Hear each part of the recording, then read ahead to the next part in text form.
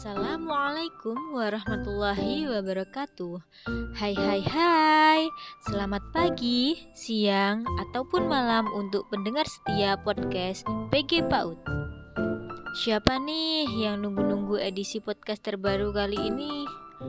Podcast kali ini kita akan membahas tema bagaimana sih cara mendidik anak dengan baik. Bersama saya, Adinda Putri Kartikasari, kita akan membahas bersama-sama mengenai cara mendidik anak. Mendidik anak tidak hanya dilakukan oleh orang tua saja loh, tetapi juga untuk setiap orang, baik guru, masyarakat, maupun keluarga anak itu sendiri. Jadi, kenapa sih kita harus mendidik anak dengan baik? Seperti yang diketahui bahwa anak merupakan generasi penerus bangsa yang kedepannya akan memimpin bangsa ini. Jadi pertanyaannya, apakah kita sudah menjadi sosok yang mampu mewujudkan harapan itu? Maka dari itu, simak yuk materi podcast hari ini. Ada beberapa cara yang dapat kita lakukan untuk mendidik anak dengan baik dengan cara 1. Membekali anak dengan pendidikan agama yang kuat. Pada era saat ini, minat dan motivasi orang untuk mempelajari ilmu agama sangat rendah dibandingkan dengan ilmu yang bersifat duniawi. Namun, ilmu agama sendiri merupakan pondasi dasar untuk membentuk pribadi yang baik. Oleh karena itu, penting bagi orang tua untuk memberikan bekal ilmu agama agar anak dapat terhindar dari perbuatan yang melanggar nilai maupun norma. Yang kedua, menjaga komunikasi dengan baik. Komunikasi merupakan salah satu cara yang dapat dilakukan untuk dekat dengan anak. Tapi pada kenyataannya, saat ini komunikasi orang tua dengan anak semakin merenggang. Anak-anak lebih sering berinteraksi dengan teknologi daripada dengan orang tua. Maka dari itu, orang tua seharusnya lebih sering mengajak anak berkomunikasi agar anak tidak terpaku pada teknologi dan kurang bersosialisasi. Yang ketiga, menyisihkan waktu luang untuk anak. Waktu adalah emas dan waktu tidak dapat terulang kembali. Memang banyak orang tua yang memutuskan bekerja dan mencari nafkah, namun juga hendaknya tetap meluangkan waktu bagi anak agar anak tidak merasa kesepian dan menjadi jauh dengan orang tua. Contohnya, saat pulang kerja, dapat melakukan waktu setidaknya 2 jam untuk mendampingi anak belajar maupun bermain. Yang keempat, mengajarkan anak akhlak yang baik. Pendidikan akhlak merupakan usaha yang dilakukan secara dasar untuk membimbing dan mengarahkan kehendak seseorang untuk mencapai tingkah laku yang mulia, yang menjadikannya sebagai kebiasaan. Yang keempat, mengajarkan anak akhlak yang baik. Pendidikan akhlak merupakan usaha yang dilakukan secara sadar untuk membimbing dan mengarahkan kehendak seseorang untuk mencapai tingkah laku yang mulia dan menjadikannya sebagai kebiasaan. Hubungan orang tua dan anak saat di rumah sangat berpengaruh terhadap tingkah laku anak di sekolah, serta dapat berdampak pada yang keempat, mengajarkan anak akhlak yang baik. Pendidikan akhlak merupakan usaha yang dilakukan secara sadar untuk membimbing dan mengarahkan kehendak seseorang untuk mencapai tingkah laku yang mulia dan menjadikannya sebagai kebiasaan. Hubungan orang tua dan anak saat di rumah sangat berpengaruh terhadap tingkah laku anak di sekolah, serta dapat yang keempat yakni mengajarkan anak akhlak yang baik. Pendidikan akhlak merupakan usaha yang dilakukan secara sadar untuk membimbing dan mengarahkan kehendak seseorang untuk mencapai tingkah laku yang mulia dan menjadikannya sebagai kebiasaan. Hubungan orang tua dan anak saat di rumah sangat berpengaruh terhadap tingkah laku anak di sekolah, serta dapat berdampak pada pembentukan pribadi anak. Kelima, bersikap lembut. Keempat, mengajarkan anak akhlak yang baik. Pendidikan akhlak merupakan Usaha yang dilakukan secara sadar untuk membimbing dan mengarahkan kehendak seseorang untuk mencapai tingkah laku yang mulia dan menjadikannya sebagai kebiasaan. Hubungan orang tua dan anak saat di rumah sangat berpengaruh terhadap tingkah laku anak di sekolah, serta dapat berdampak pada pembentukan pribadi anak. Yang kelima, bersikap lemah lembut pada anak dan memberi hukuman bila diperlukan. Sikap lemah lembut seluruh kepada 4. Mengajarkan anak akhlak yang baik. Pendidikan akhlak merupakan usaha yang dilakukan secara sadar untuk membimbing dan mengarahkan kehendak seseorang untuk mencapai tingkah laku yang mulia dan menjadikannya sebagai kebiasaan. Hubungan orang tua dan anak saat di rumah sangat berpengaruh terhadap tingkah laku anak di sekolah, serta dapat berdampak pada pembentukan pribadi anak. Yang kelima, bersikap lemah lembut pada anak dan memberi hukuman bila diperlukan. Sikap lemah lembut seluruh anggota kepada anak dapat dipengaruhi pertumbuhan. 4. Mengajarkan anak akhlak yang baik. Pendidikan akhlak merupakan usaha yang dilakukan secara sadar untuk membimbing dan mengarahkan kehendak seseorang untuk mencapai tingkah laku yang mulia dan menjadikannya sebagai kebiasaan. Hubungan orang tua dan anak saat di rumah sangat berpengaruh terhadap tingkah laku anak di sekolah, serta dapat berdampak pada pembentukan pribadi anak. Yang kelima, bersikap lemah lembut pada anak dan memberi hukuman bila diperlukan. Sikap lemah lembut seluruh anggota kepada anak dapat mempengaruhi pertumbuhan jasmani dan psikis yang baik.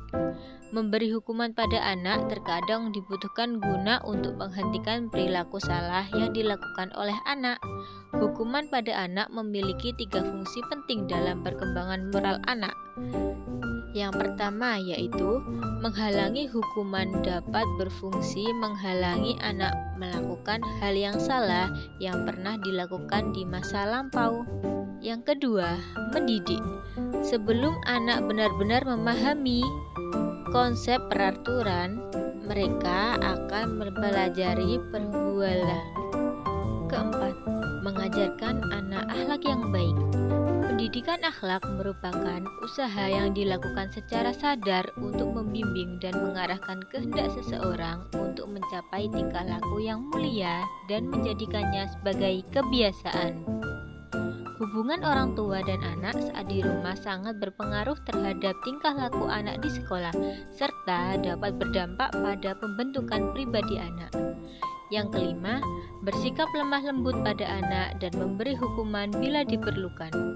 Sikap lemah lembut seluruh anggota kepada anak dapat mempengaruhi pertumbuhan jasmani dan psikis yang baik. Memberi hukuman pada anak terkadang dibutuhkan guna untuk menghentikan perilaku salah yang dilakukan oleh anak. Hukuman pada anak memiliki 3 fungsi penting dalam perkembangan moral anak. Yang pertama yaitu menghalangi hukuman dapat berfungsi menghalangi anak melakukan hal yang salah yang pernah dilakukan di masa lampau. Yang kedua, mendidik. Sebelum anak benar-benar memahami konsep peraturan, mereka akan mempelajari perbuatan manakah yang benar dan yang salah. Semua itu dapat dipelajari anak melalui hukuman. Jadi, mereka akan belajar dari pengalaman ketika menerima hukuman. Jika mereka melakukan hal yang salah, maka mereka akan menerima hukuman dan sebaliknya. Jika mereka melakukan hal yang benar, maka mereka tidak akan mendapat hukuman. Yang ketiga, motivasi. Fungsi yang ketiga ini digunakan untuk memotivasi anak untuk menghindari kesalahan yang sama. Yang keenam, mengetahui tren yang digandrungi anak agar tahu cara. Yang keenam, mengetahui tren yang digandrungi anak agar tahu cara. Yang keenam, mengetahui tren yang digandrungi anak agar tahu cara memfilternya. Para orang tua hendaknya tidak tutup mata terhadap yang digandrungi anak. Orang tua tidak bisa melarang anak untuk tidak menggunakan teknologi di era 5. Yang keenam, mengetahui tren yang digandrungi anak agar tahu cara memfilternya. Para orang tua hendaknya tidak tutup mata terhadap yang digandrungi anak. Orang tua tidak bisa melarang anak untuk tidak menggunakan teknologi di era 4.0 ini. Akan tetapi, yang bisa dilakukan adalah mendampingi anak-anak dalam menggunakan digital. Orang tua harus bisa memfilter konten-konten yang berseliweran di dunia maya yang bisa membahayakan anak dan berdampak negatif bagi anak. Yang ketujuh, memperhatikan kesehatan jasmani dan rohani. Memberikan perhatian terhadap kesehatan anak sangatlah penting, baik itu kesehatan jasmani ataupun rohani. Banyak hal yang bisa dilakukan agar anak memiliki badan yang sehat, seperti check up kesehatan secara rutin ke dokter, melengkapi imunisasi, memberikan makanan yang bernutrisi, dan lain sebagainya. Adapun ciri-ciri anak dikatakan sehat secara jasmani adalah aktif melakukan kegiatan fisik seperti olahraga, berjalan, berlari, bersepeda, dan gerakan-gerakan lain. Yang keenam, mengetahui tren yang digandrungi anak agar tahu cara memfilternya. Para orang tua hendaknya tidak tutup mata terhadap yang digandrungi anak. Orang tua tidak bisa melarang anak untuk tidak menggunakan teknologi di era 4.0 ini. Akan tetapi yang bisa dilakukan adalah mendampingi anak-anak dalam menggunakan digital. Orang tua harus bisa memfilter konten-konten yang berseliweran di dunia maya yang bisa membahayakan anak dan berdampak negatif bagi anak.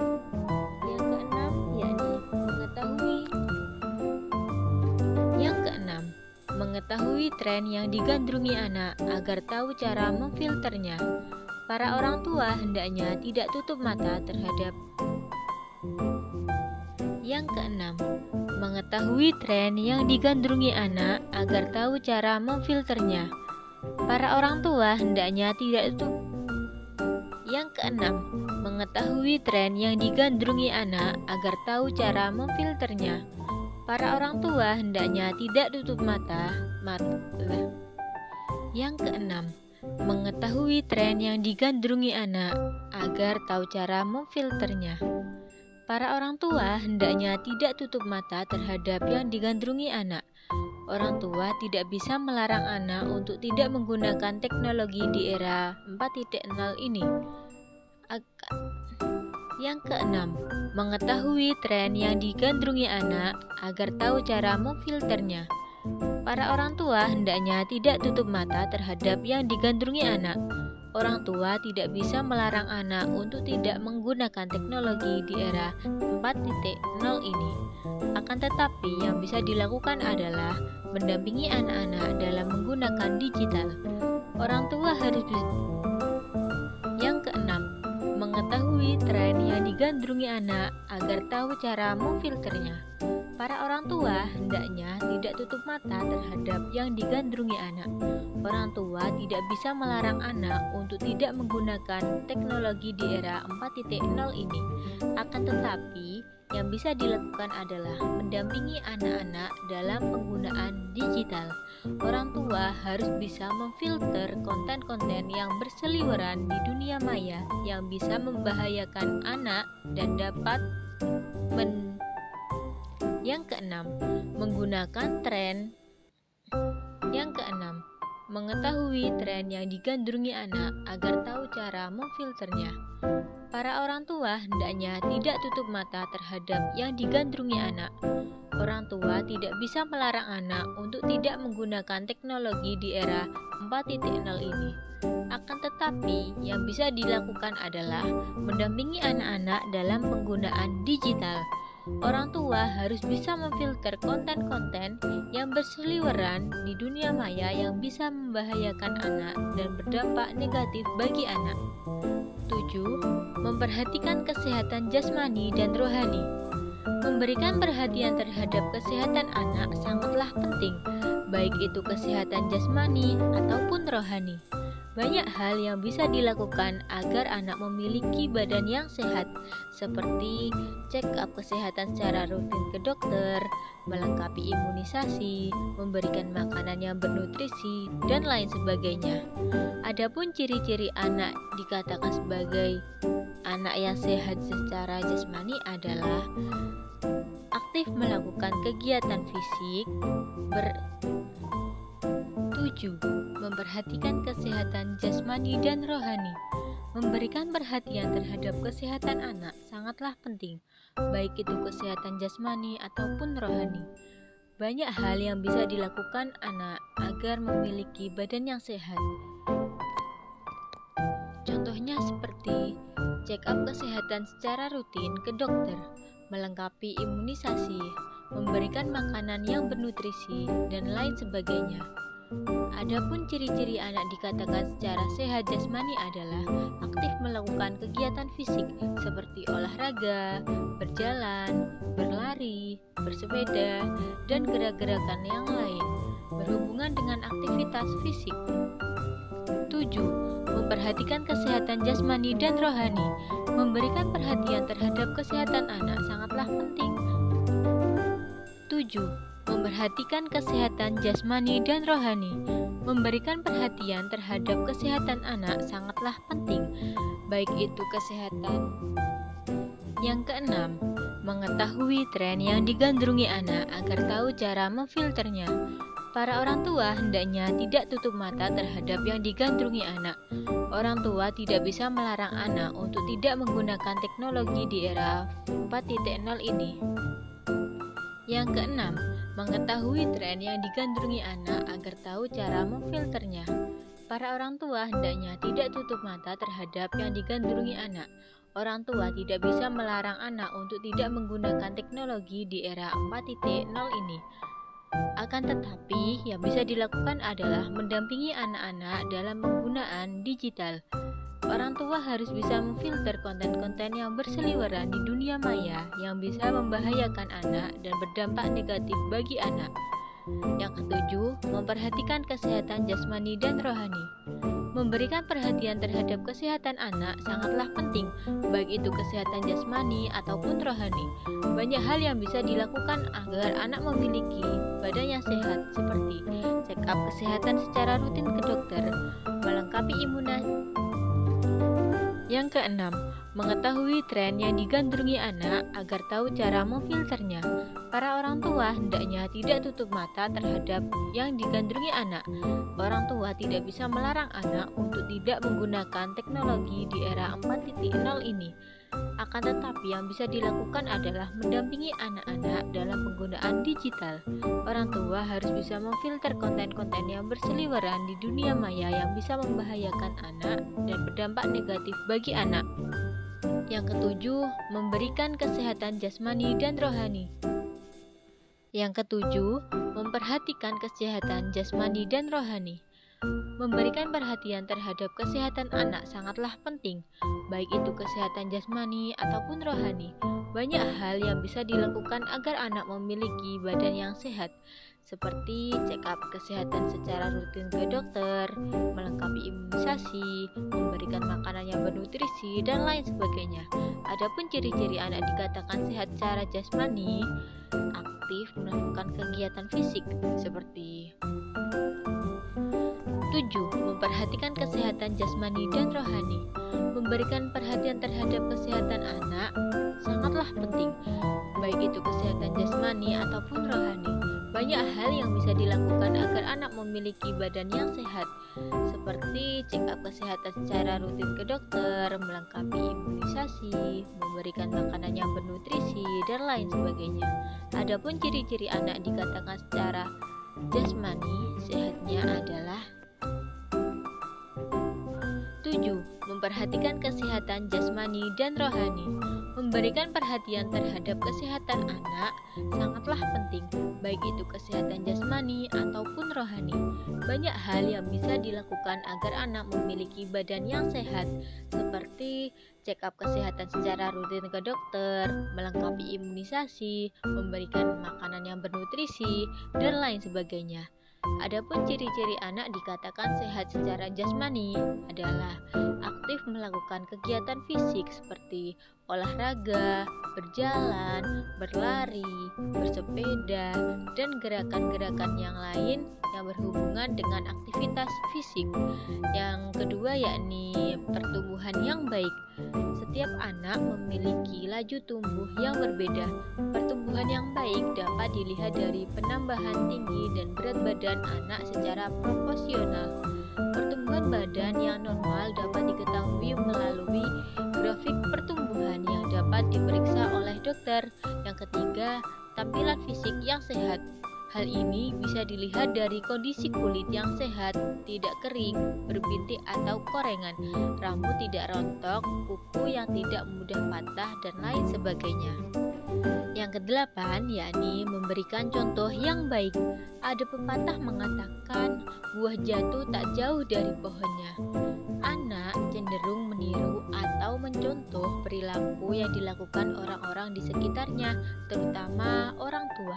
Hal ini menuntut orang tua untuk bersikap hati-hati dalam setiap perilaku. Jika orang berperilaku baik atau memberi contoh yang baik pada anaknya, maka anak yang kedelapan yakni memberikan contoh yang baik. Ada pepatah mengatakan buah jatuh tak jauh dari pohonnya. Anak cenderung meniru atau mencontoh perilaku yang dilakukan orang-orang di sekitarnya, terutama orang tua. Hal ini membuat orang tua untuk bersikap hati-hati dalam setiap perilaku. Yang kedelapan yakni memberikan contoh yang baik. Ada pepatah mengatakan buah jatuh tak jauh dari pohonnya. Anak cenderung meniru atau mencontoh perilaku yang dilakukan orang-orang di sekitarnya, terutama orang tua. Hal ini menuntut orang tua untuk bersikap hati-hati dalam setiap perilaku. Jika orang berperilaku baik atau memberi contoh yang baik pada anaknya, maka anak akan berperilaku baik, begitu pula sebaliknya. Yang kedelapan yakni memberikan contoh yang baik. Ada pepatah mengatakan buah jatuh tak jauh dari pohonnya. Anak cenderung meniru atau mencontoh perilaku yang dilakukan orang-orang di sekitarnya, terutama orang tua. Hal ini menuntut orang tua untuk bersikap hati-hati dalam setiap perilaku. Jika orang berperilaku baik. 8. Memberikan contoh yang baik. Ada pepatah mengatakan buah jatuh tak jauh dari pohonnya.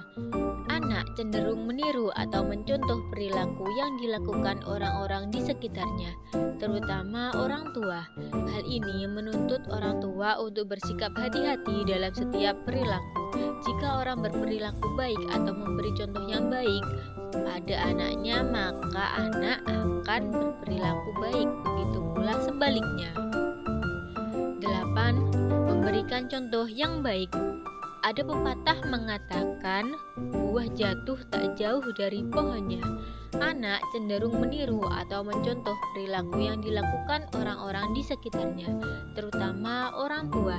Hal ini menuntut orang tua untuk bersikap hati-hati dalam setiap perilaku. Jika orang berperilaku baik atau memberi contoh yang baik pada anaknya, maka anak akan berperilaku baik, begitu pula sebaliknya. Yang terakhir, mendoakan anak. Mendoakan anak adalah pilar pokok yang harus dilakukan orang tua dalam mendidik anak, karena doa orang tua pasti dikabulkan oleh Allah. Jadi, selain berpayah-payah mendampingi anak, yang terakhir yaitu mendoakan anak. Mendoakan anak adalah pilar pokok yang harus dilakukan orang tua dalam yang terakhir yaitu mendoakan anak. Mendoakan anak adalah pilar pokok yang harus dilakukan orang tua dalam mendidik anak, karena doa orang tua pasti akan dikabulkan oleh Tuhan Yang Maha Esa. Jadi, selain berpayah-payah mendampingi anak, memberi perhatian, serta penerimaan tanpa syarat, maka kiranya belum cukup, sehingga doalah yang menjadi pelengkap. Dalam doa, hendaknya orang tua menitipkan anaknya pada Tuhan Yang Maha Esa agar dijaga dari hal-hal buruk dan perbuatan yang dilarang oleh agama. Nah, itu tadi beberapa cara yang dapat kita lakukan untuk mendidik anak dengan baik. Mari kita terapkan pada kehidupan sehari-hari untuk membentuk generasi yang positif. Sekian podcast edisi kali ini, kurang lebihnya kami mohon maaf. Sampai jumpa di edisi podcast HMJBG PAUD selanjutnya. Wassalamualaikum warahmatullahi wabarakatuh.